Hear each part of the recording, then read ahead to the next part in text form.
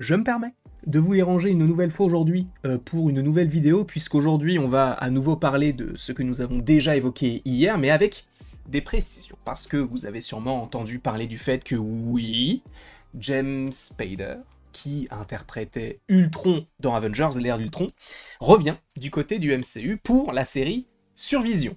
Ok, je vous rappelle brièvement les faits. Vision, c'est quoi? C'est un mélange de l'intelligence artificielle Ultron qui a été créée via l'Hydra, via la pierre de l'esprit, qui a été modifiée par Hulk et par Iron Man et plantée du coup dans un corps mélangé à Jarvis. Ça a donné Vision.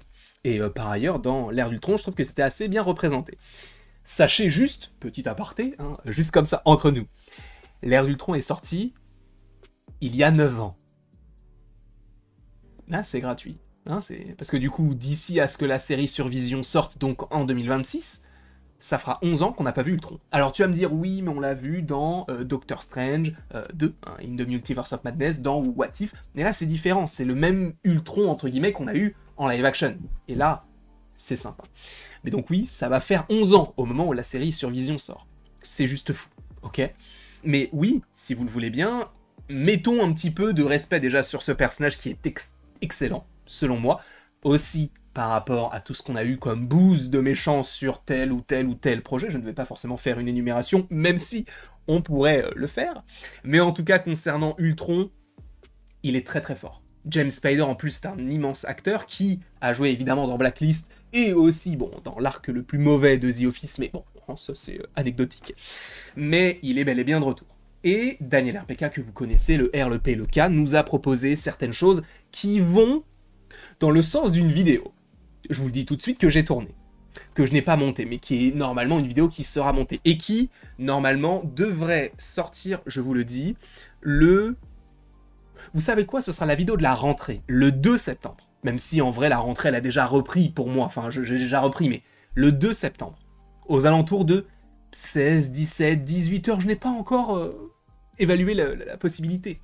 Mais du coup, sachez que vous aurez une vidéo qui suivra par rapport à celle-ci. Parce que j'ai une théorie qui va dans le sens de ce qu'a dit Daniel Aprika. Donc, je sais que certaines personnes ne vont pas me croire en disant « Non, mais tu t'es servi de ce qu'a dit Daniel. » Non, je vous jure que je l'ai imaginé. Et je vais m'en servir pour faire une vidéo le 2 septembre par rapport à un arc qu'on va évoquer dans cette vidéo. Mais avant tout, en fait, on a des précisions sur l'importance d'Ultron, puisque ça reste quand même une série sur Vision. Le fait qu'on ait Ultron, c'est très cool. Le fait que l'interprète revienne, c'est encore mieux. Mais oui, est-ce qu'Ultron aura une grande importance dans cette série? On ne sait pas. C'est-à-dire que, a priori, Ultron, normalement, selon Daniel RPK, aurait une importance un petit peu plus haute, beaucoup plus haute, qu'un simple caméo.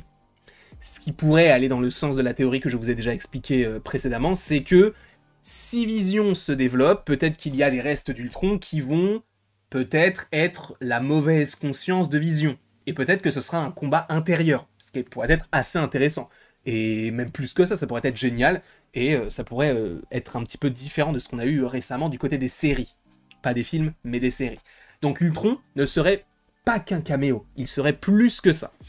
Sachant qu'il aura, du coup, c'est précisé, un rôle majeur par rapport à la suite des événements. D'ailleurs, j'ai tenu compte de vos différentes choses, de vos différents points sur les différentes vidéos. Boum, une autre photo d'Ultron. Même si c'est le même sujet, voilà, on essaye d'apporter un petit peu plus de mobilité. Je peux même vous mettre gratuitement ça n'a aucun rapport, mais je peux vous le mettre totalement. Sachant, je pense que Ultron, pour revenir au sujet de base, aura évidemment une très grande importance pour la série sur Vision, mais en vrai, et c'est là où on va commencer à parler de la petite théorie que j'ai, que je pourrais vous évoquer très légèrement dans cette vidéo, mais n'hésitez évidemment pas à aller voir la vidéo qui sortira le 2 septembre, ok? Je le précise. Mais oui, c'est bien beau d'avoir Ultron, etc. Mais vous savez quand même qu'il existe un film qui n'est pas forcément en lien avec Ultron par rapport aux comics, mais qui pourrait justement avoir peut-être une ampleur grandissante par rapport à cela, c'est Armor Wars. Ce film qui est en lien avec War Machine, pour l'instant, existe toujours, on n'a pas de date de sortie, on sait juste que c'est une série qui était censée sortir et ils l'ont transformée en film. Ok, parce qu'ils veulent faire quelque chose de plus grand. Quoi de mieux qu'une réintroduction d'Ultron dans la série sur Vision pour en faire l'un des antagonistes principaux de la série, ou en tout cas du film, Armor Wars. C'est une possibilité. Je ne dis pas que c'est ce qui va arriver, mais cela pourrait arriver de cette manière-là. Je ne sais pas ce que vous en pensez, moi, j'aimerais bien qu'Ultron soit de retour en tant que grand méchant, sachant que s'ils reprennent l'antagoniste, enfin en tout cas le personnage qui, enfin le personnage, l'acteur qui interprétait le personnage, ça pourrait être encore plus en lien avec le fait que bah, ils ne reprennent pas n'importe qui. James Spader, c'est quand même quelqu'un d'assez populaire, ils auraient très bien pu reprendre la voix de Ross Marquand, on l'avait déjà évoqué dans la vidéo d'hier, mais en tout cas, l'importance d'Ultron est grandissante. Ce n'est pas qu'un caméo, il sera encore plus important. Sachant que je viens de vous mentionner Armor Wars, ok? Le Patreon de... Enfin, en tout cas, l'article sur le Patreon de Daniel RPK nous mentionne encore une petite chose, c'est qu'a priori, la série va nous vendre des éléments ici et là sur un projet. Alors, un projet, on ne sait pas, mais en tout cas, sur une équipe de super-héros.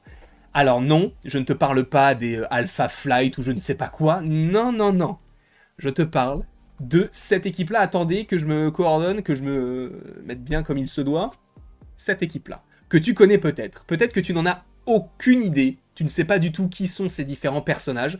Mais ce sont les West Coast Avengers. Et je pense que le film Armor Wars va devenir ça. Et juste, voilà, je vous tease un petit peu ce que j'avais envie de vous expliquer dans cette vidéo, parce que de toute manière, je vais en parler vite fait, brièvement. Il faudra aller voir la vidéo le 2 septembre, je vous le rappelle. Mais parlons de cette équipe-là. Je rappelle très simplement que dans cette équipe, on a War Machine, qui fait partie, enfin, qui a un film Armor Wars, mais qui pourrait changer de nom. Quoi de mieux que de changer Armor Wars en film avec le mot Avengers dedans pour faire un petit peu plus de rentrée d'argent? Ça pourrait faire du bien. Donc de passer d'une série sur War Machine à un film sur le West Coast Avengers, pourquoi pas? Donc on a Armor Wars, enfin War Machine, ok? Côte ouest des États-Unis, donc West Coast Avenger. On a She-Hulk qui a été développé, qui pourrait revenir du côté du MCU via une équipe. On a Shang-Chi, bizarrement qui est sur la côte ouest, mais qui normalement dans les comics habite à Londres. C'est bizarre de l'avoir mis vers San Francisco, mais bon. On a Ant-Man, par exemple. Vous le voyez peut-être ici avec son W rouge. On a Wonder Man qui vit sur la côte ouest puisqu'il habite, enfin en tout cas qu'il travaille à Hollywood. Voilà. On a peut-être Kate Bishop qui pourrait apparaître dans cette équipe. On a une équipe qui pourrait se former par rapport aux West Coast Avengers. Comme ils l'ont fait pour les Thunderbolts, mais avec le nom Avengers. Avec des personnages qui habitent sur la côte ouest. Avec une menace peut-être un petit peu moins importante qu'un Doctor Doom ou qu'un Kang. On peut possiblement, peut-être, dans ce projet-là, avoir du Ultron. Peut-être. Ce n'est pas sûr.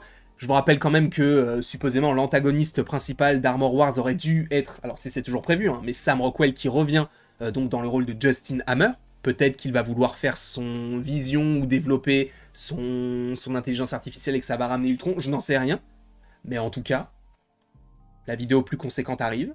Mais je pense que Ultron peut avoir une importance du côté de Armor Wars, si ça s'appelle toujours comme ça, et Vision, enfin en tout cas la série sur Vision. Je ne sais pas ce que vous en pensez, n'hésitez pas à me le dire dans les commentaires, n'hésitez pas non plus à aimer, à partager, ou commenter, bref, faites ce que vous voulez, bien évidemment. Et après tout ceci, il ne me reste plus qu'à vous dire à la prochaine, pour la prochaine. Et encore une fois, merci beaucoup à vous, toujours un véritable plaisir de pouvoir parler de tout ça, sachant qu'il y a beaucoup de choses à évoquer, notamment demain sur Wanda, mais ça, ce sera, comme je viens de vous le dire, demain, tout simplement.